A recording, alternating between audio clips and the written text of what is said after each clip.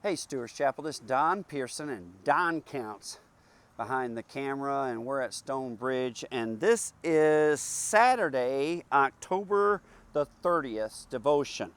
Yesterday, I introduced to you the biblical examples of personal confession, where you say, I have done, I have said. Today, we're going to deal with examples of corporate confession where it goes, we have sinned. We have sinned. Where we take on even not only our own sins, but the sins of those of the community that we live in. That is a very foreign concept to Baptists. Yet it is a very strong truth in Scripture. Isaiah chapter 6 is our text again, for it is an excellent example of personal and corporate. In the year that King Uzziah died, I saw the Lord sitting on a throne, high and lifted up, and the train of his robe filled the temple. Above it stood seraphim. Each one had 6 wings. With 2 he covered his face, with 2 he covered his feet, and with 2 he flew.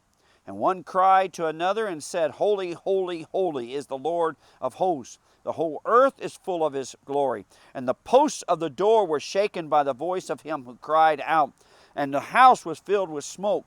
So I said, Woe is me, for I am undone, because I am a man of unclean lips, and I dwell in the midst of a people of unclean lips. For my eyes have seen the King, the Lord of hosts. Isaiah understood that it wasn't just he who had sinned, but the people of God had sinned, and he was part of that. That is the nature, even though we in the American church talk about the church being a bride, being much larger than our time frame, much larger than America, we really do struggle with the curse of sin that is part of the body. We struggle with it, and we don't know what to do with it. Most of the time we ignore it. It's usually only after we have dealt and felt the heavy hand of God's discipline upon a people because of corporate sin that we end up grieving. And I would say that in the biblical sense, that's generally the case as well. Yet, the Eastern world, the Middle Eastern world, they understand the greatness of the body more than the individualism. We live in a world that is so focused on individualism that when we think of confession, we can only think of it as what I have to confess or what I have done. But biblically, there are many examples of corporate confession. Let me walk you through some of them, and I'll try and give you some of the scriptures for them. Isaiah we've seen in Isaiah chapter 6, verses 1 through 8. In Samuel does this in 1 Samuel chapter 7, verse 6. He says, we have sinned. We have sinned. He takes on, and Samuel is a righteous man, but he takes on the sin of his people. Nehemiah in chapter 1, verse 6 says, we have sinned. He takes on the sin not only of his present people, but of the generations before him. We have sinned. Daniel in chapter 9, verse 10 and verse 20 declares, we have sinned. Daniel was a young man when he was led into captivity. There wasn't a whole lot of rebellion in Daniel. Daniel's faithful but he understands that the captivity is a result of their sins, and he takes it on. We have sinned. Solomon in 1 Kings chapter 8, verse 47 through 50 declares and takes on the responsibility of their sins. In 2 Kings chapter 7, 2 Kings chapter 7, verses 3 through 11, 4 lepers take on and realize that though the enemy has fled and left all this plunder, they're enjoying it, and they realize what they're doing is wrong, and they say, we have sinned, we're sinning here. And they go and they do what is right. I didn't put one down there. Let me give you a really good one from the New Testament. It's found in Matthew chapter 6, and it's found in Matthew chapter 11. Do you know what it is? It's the Lord's Prayer. The Lord's Prayer is always in the plural. The Lord's Prayer is never singular. It is always of a corporate nature. Our Father, not my Father, our Father who art in heaven, hallowed be thy name, thy kingdom come, thy will be done on earth as it is in heaven. Give us this day, give us this day, not me, us, this day our daily bread. Forgive us, there it is, forgive us. The very nature of the Lord's Prayer is a nature of a corporate prayer that includes a corporate confession.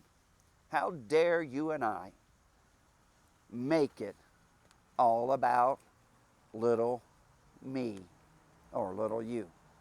The prayers of confession are not only individual, they are corporate. In the years that I was with the convention, I led many solemn assemblies. There are several that stood out. I was doing one for an association. There was a whole mess of pastors there. Some of those pastors had been in their churches for a long time, some not long. God led me to put a chair out in the front. And I said, this chair is for you. I said, I want to ask you a question. Is there a sin, a reoccurring sin among God's people where you worship and pastor? Almost all the pastors nodded their head. I said, have you ever asked God? Well, I said, have you ever confessed that reoccurring sin to God? And guess what? They hadn't. Third question. Are you willing today to take this chair, to confess it before us and before the Father, and to ask God to break that reoccurring sin's hold on your life and on your body of your church, and to give your church healing? And oh my goodness, it was a flood, one after another. Come in and sit. We prayed, they cried, they wept, they confessed. We prayed, and we did it over and over again. And I've done that so many times through the years. In that role, I felt like a prophet.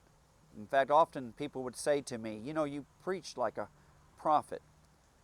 That's not my natural stance now. It was the calling that God had for me at that position. But through those years, the amazing thing, or the thing that was so surprising to me, was that everybody knew what the reoccurring sin.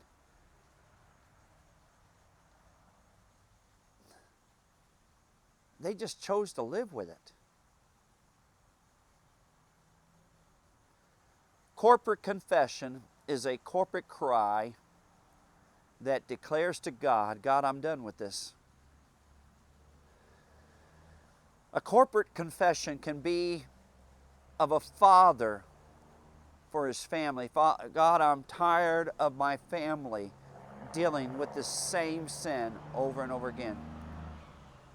Corporate confession can be of an extended family where maybe the patriarch or the grandfather or great-grandfather says, you know what, it's time for us as a family to be done with this sin. It can be from a church. It can come from a denomination. It can come from an association.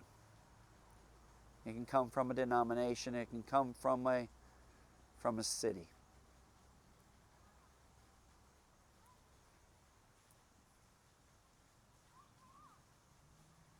The prayers of confession are healing prayers. Prayers of confession are healing prayers. Do not rob yourself or your people of healing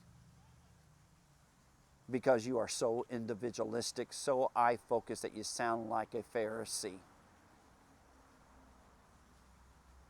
Humble yourself before God, for he who humbles himself shall be exalted. Love you, Stuart Chapel.